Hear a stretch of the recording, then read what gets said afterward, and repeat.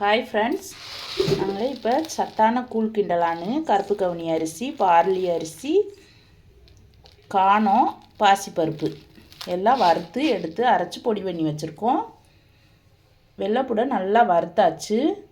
மிளகு, சீரகம் இதையும் இதோட சேர்த்து பொடி பண்ணி எடுத்து வச்சுருக்கோம். இப்போ நம்ம அதை கூழ் காய்ச்சி எடுத்துக்கலாம். வாங்க, இதில் 2 ஸ்பூன் போட்டு கூழ் காய்ச்சலாம். இப்போ ஒரு பாத்திரத்தில் தனியாக போட்டு கொஞ்சம் தண்ணி ஊற்றி கலந்து எடுத்துக்கிறணும். அதுக்கு நான் 2 ஸ்பூன் சேர்த்துக்கிறேன். சேர்த்துட்டு பச்சை தண்ணி ஊற்றி நல்லா கலந்துக்கிறணும், குட்டி படாமல். கொஞ்சமாக தண்ணி ஊற்றி கலந்து வச்சுக்கலாம். போதும்.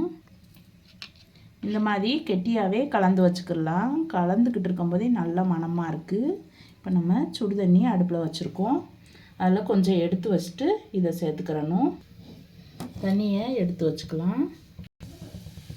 உப்பு சேர்த்துக்கலாம். இப்போ கலந்து வச்சதை தண்ணி கொதிக்கும் போது சேர்த்து கலந்துக்கிறணும். ஹெல்த்தி மிக்ஸு தயாராகிடுச்சு. இதில் குழந்தைகளுக்கு கொடுக்குறதுனா நாட்டு சக்கரை கூட சேர்த்து கொடுக்கலாம். பெரியவங்கன்னா அப்படியே சாப்பிட்டுக்கிறலாம்.